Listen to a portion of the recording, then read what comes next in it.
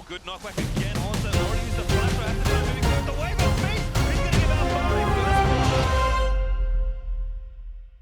What's up, everyone? Zirene here. This week on The Breakdown, we're going to look at the strategy employed by the EULCS's Misfits in their tiebreaker match versus TSM in Week 2 of the 2017 Worlds Group Stage. This game displays the counterpoint to an almost identical starting situation that we had covered on the breakdown between Longzhu and SKT in the LCK finals. TSM have a Jace top lane into Cho'Gath, as well as a mid laner that can use a semi-global ultimate to show up and orchestrate three-man dives onto the enemy Cho'Gath. In the breakdown with Longzhu, Khan was able to starve the Cho'Gath top lane, set up dives, and take over the game with the help of his team. But on this episode, we're going to look at how Misfits top laner Alphari not only avoids the Doomsday scenario that took place in the LCK, but becomes a point of pressure for his team. So let's get into it.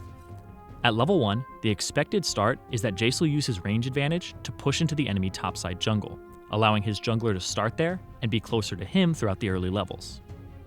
This forces the enemy jungler to take both halves of the bottom side jungle to keep up in golden experience, which creates an isolated situation where Cho'Gath's jungler is too far away to help him. And without fear of a gank, Jace can then zone Cho'Gath from the minion wave, deny experience in gold, and slowly accrue a lead that can be snowballed. For TSM, the game starts off in the expected manner. They start on Misfits' topside jungle, and Maxlore starts on his bottom side. The next move TSM expect is for Maxlore to take their blue and secure his second buff. But that's not what Maxlore does.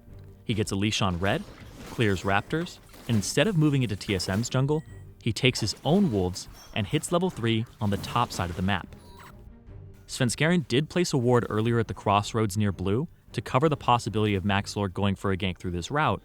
However, Maxlore avoids it by taking an unexpected route to the top lane. The path he takes is the only path to the top lane that TSM doesn't have vision of. Maxlore doesn't waste a second and arrives top lane unseen at 3 minutes, just in time to relieve pressure as a large minion wave is being stacked against Alphari. Alphari steps up unassumingly to put damage on a minion with Vorpal spikes, but he uses the pass-through to slow Hauntzer and lands his Rupture as Maxlore comes out from Fog of War. Hauntzer kills a minion to hit level 3 and levels up his E, which he uses to escape the gank. As they chase Hauntzer, Maxlore flashes to basic attack and apply red buff, but Hauntzer flashes the basic attack and sidesteps the Rupture to escape the gank. And although no kill comes through, this gank is heavily successful. Hauntzer's too low to stay in lane, has no flash, and the minion wave is pushing towards him. In his current condition, he stands a low chance of surviving a dive from Alphari and Maxlore, who are both near full HP, have ample CC, and a flash remaining. So Hauntzer has to back and teleport to the turret before he loses the wave. And with no flash, no teleport, and his jungler completing the triple buff on the other side of the map, Hauntzer is forced to take a safe position in lane as the matchup is now completely in favor of Alphari. And the reason that Khan was so successful in the LCK finals with this matchup was because he was able to keep Cho'Gath away from the minion wave to deny him experience, which for Cho'Gath is just as valuable as items early on. Cho'Gath's passive scales with levels and gives him a substantial amount of health back when he last hits. Once allowed to freely CS due to the advantage in summoner spells, Alphari can acquire gold, sustain, and negate the harass from Hauntzer's Jace.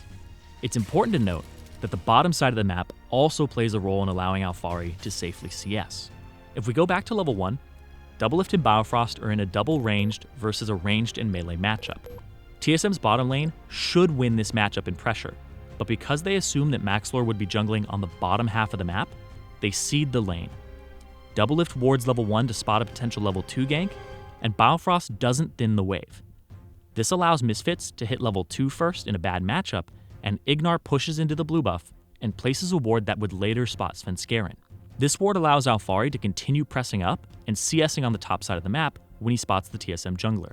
Maxlore then returns top to cover Alphari with a control ward that counters the attempt of TSM to reclaim the topside jungle. This prevents Hauntzer from denying Alphari and allows the Cho'Gath to keep farming and hit crucial item breakpoints.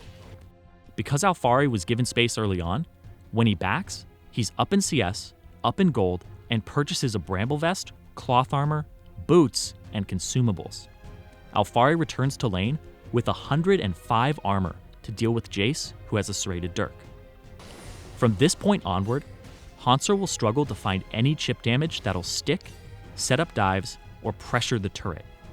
Cho'Gath has safely made it to the point where he has defensive items that counter Jace. When Hauntzer goes to trade with the reduced basic attack damage on Hypercharge, he now takes 3 hits of Bramble Vest in return. So in order to not outright lose trades, Hauntzer goes for Bilgewater Cutlass, which allows him to sustain, but greatly lowers his effectiveness against the rest of the Misfits team, as he's heavily delayed in stacking lethality.